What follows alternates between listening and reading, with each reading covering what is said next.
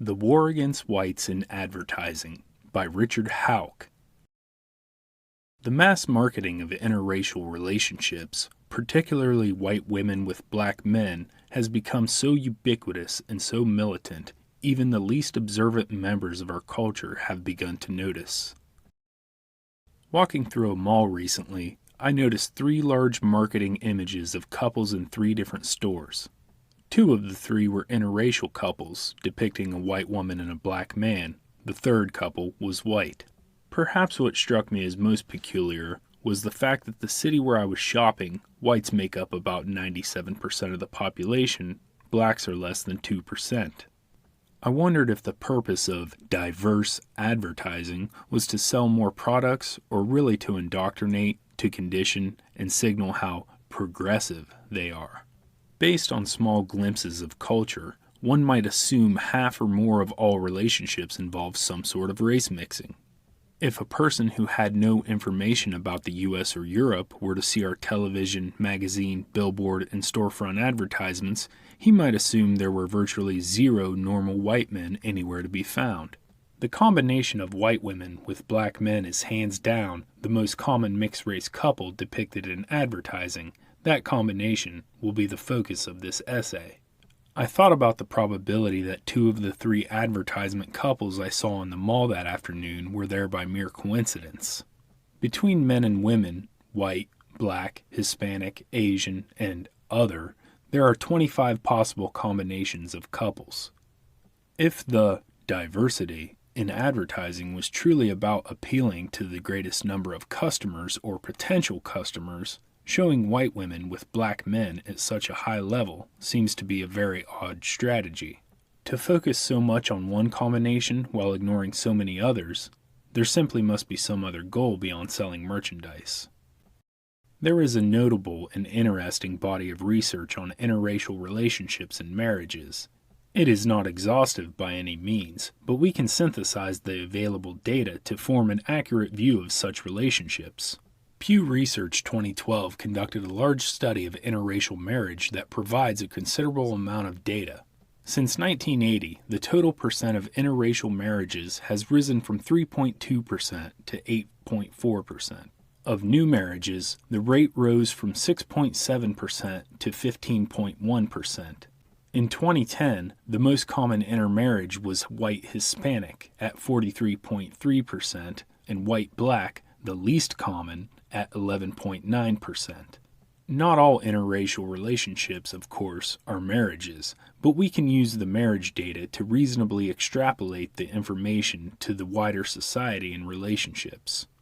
As of 2010, whites, on average, were the least likely to marry outside of their race. Less than 10% of whites intermarry, while Hispanics, blacks, and Asians are all 2 to 3 times more likely to intermarry. A study of over 2 million online dating interactions revealed distinct racial preferences between groups. White women responded most frequently to white men and least frequently to black men. In light of this data, it is all the more bizarre that the combination of a white woman with a black man is seen so frequently in advertising. A 2015 study examined the outcomes of women that have children with black men. The results were staggering. Currently, 70% of black children are born out of wedlock. However, when the mother is white and the father black, the rate jumps to 97%. 97% report the father is not in the child's life. 98% of white mothers studied reported the father does not support their children financially, and 97% of the women have used welfare to help support themselves and their children. The vast majority of white women that have children with black men live far below the poverty line. Only 10% of women that have children with black men out of wedlock end up marrying. A 2013 study of intimate partner violence in relationships surveyed nearly 10,000 people. The authors hypothesized that interracial couples would experience higher levels of violence compared to intraracial relationships. They found that compared to white relationships, both black couples and interracial couples experience statistically significant higher levels of relationship violence. The National Center for Injury Prevention and Control estimates that relationship violence costs around $4.1 billion a year in medical and mental health care costs.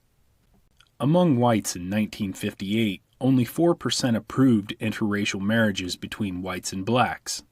In 2007, 75% of whites reported they approve of such unions. Historically and contemporarily, blacks and Hispanics have always held a higher approval rating of interracial marriages.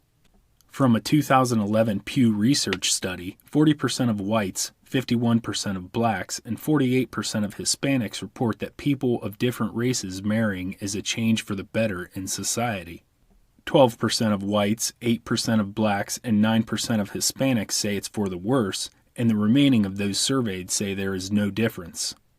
The younger the cohort, the more likely they were to say the increase in interracial marriage is for the better. Liberals more likely than conservatives to say interracial marriage is for the better, and college graduates were also more likely to support the notion. Pew Research 2010 found that 69% of people surveyed said that single women having children is a bad thing. 43% say unmarried couples raising children is a bad thing, yet only 14% say interracial marriage is a bad thing.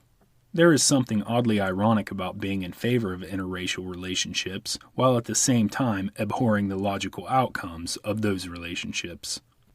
Both Pew Research and Gallup's latest findings report the majority of U.S. citizens approve of interracial marriages and relationships. Although these are generally self-reporting surveys and anonymous, a study of brain scans suggests that there is a social desirability bias coming into play. Social desirability bias is the tendency of survey and study participants to reply to socially contentious questions in a way that is socially and publicly acceptable, even when the surveys are anonymous. A 2017 study in the Journal of Experimental Social Psychology looked at insula activity in the brain when participants viewed images of interracial couples compared to same-race couples.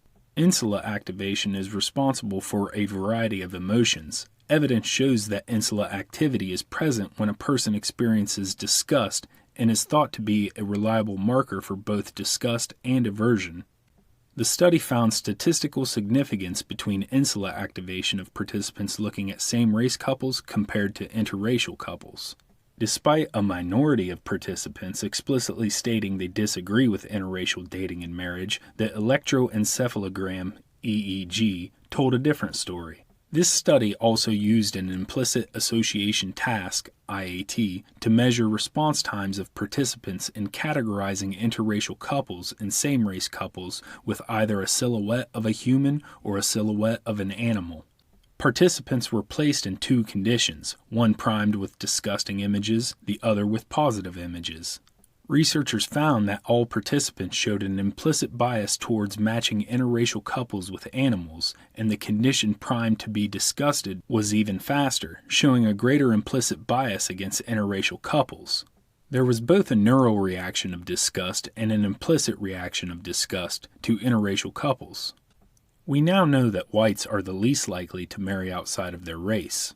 We know that when white women marry outside of their race, they are more likely to be abused, to become single mothers, live in poverty. We know that despite feigned acceptance, white people show a legitimate disgust response to interracial relationships. We also know that despite the barrage of quote-unquote diversity in films, television, and in advertisements, same-race couples are still the most common, by far. So what's the purpose of the blatant propaganda? David Vinjamori for Forbes writes, quote, "What's the advantage of a wider variety of gender, ethnicity, and sexual presence represented in media and advertising? Simply put, we are more likely to identify with someone that looks like us," unquote. Michelle Castillo for CNBC suggests that Americans want even more quote-unquote diversity in ads, where she cites a survey of 2,000 people where 66% report diversity in advertising as a factor to consider when purchasing a product. These are excuses, at best. We still have not answered why we see the very particular arrangement of white women with black men time and time again. I do not believe for a second that interracial advertising under the guise of quote-unquote diversity is about selling clothes or laundry detergent or cereal. It is propaganda through and through, the purpose of which is to present a distorted worldview, to humiliate, to mock, and to make complacent. White men are the last vanguard against this occupation of a hostile elite. White women are displayed with non-white men not to sell items, but as a tactic of psychological warfare against our civilization.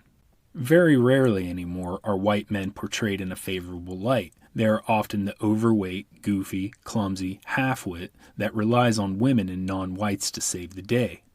From films to television to advertisements, this is an increasingly common anti-white canard. The increasing acceptance of interracial relationships over the last 70 years has not been a function of anything other than increased propaganda efforts. The outcomes are socially and individually undesirable. Little, if any, good comes from promoting white women to date and marry outside of their race. What we are seeing is a systemic attack on white identity. We are seeing but one of many aspects of the war on whites becoming a creeping normality in the West. Hello, ladies. Look at your man. Now back to me. Now back at your man. Now back to me. Sadly, he isn't me. But if he stopped using lady-scented body wash and switched to Old Spice, he could smell like he's me. The psychological effects of advertising have been well documented. Advertising has the ability to make people choose an inferior product simply by manipulating the effective conditioning. Studies suggest that the average American is exposed to as many as 5,000 advertisements in a day. The American Psychological Association has concluded there is a link between unhealthy food advertisements to childhood obesity and a link between tobacco and alcohol advertisements to underage smoking and drinking. The APA found these effects to be so strong that they have called for strict regulations on advertisements that are marketed to children. The most recent and perhaps belligerent example of anti-white propaganda came from Netflix via a set of 3 commercials for the company. The series of the 3 commercials is titled The Couple, which features a white woman and a black man.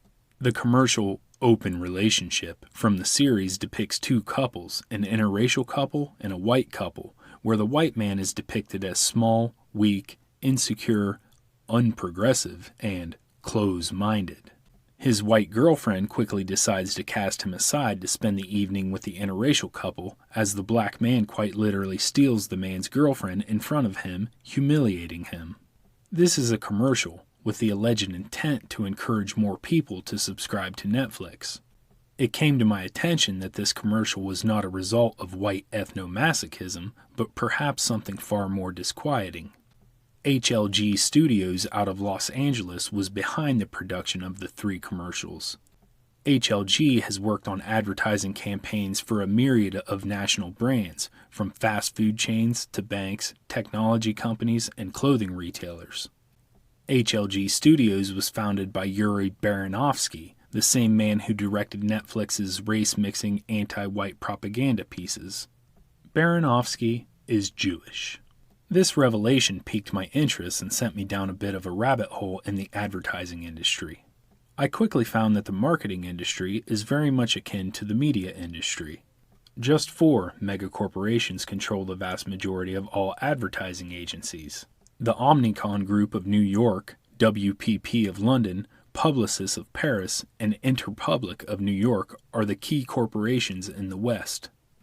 The New York Times states these companies are so powerful, quote, they can indirectly set network television schedules and starve magazines to death or help them flourish, unquote, by deciding how and when to spend advertising dollars. Each company owns dozens, if not hundreds, of smaller agencies. Omnicom has bought over 150 firms alone.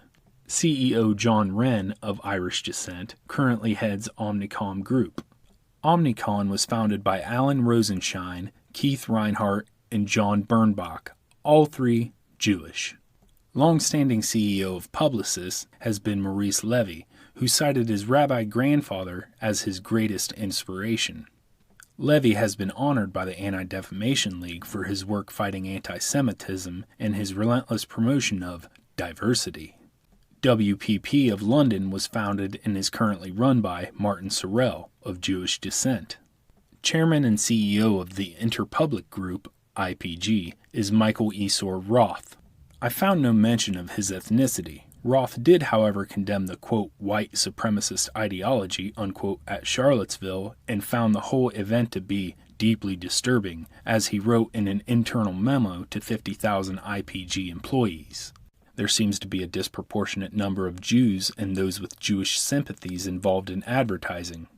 From small startup firms to multi-billion-dollar corporations, all of which are promoting hostile anti-white canards while praising diversity and inclusion. These companies are not simply promoting diversity and trying to appeal to a wider range of consumers. They are promoting the increased abuse of white women. They are promoting a generation of poor, fatherless children where our tax dollars will be funneled. They are not just trying to sell products. They are trying to recreate a nation, our nation, without us. They are saying they do not want white children to be made. They are telling white men they have no place in society. We need to stand guard with unwavering and watchful eyes and shine a light on the constant barrage of attacks. Every single time I come across an advertisement that highlights diversity in an absurd way or promotes miscegenation, I make a point to share it online and with my friends and family. I personally take a note of companies that insist on promoting miscegenation and do not spend my money with them. If they want the diverse consumer, they can have them.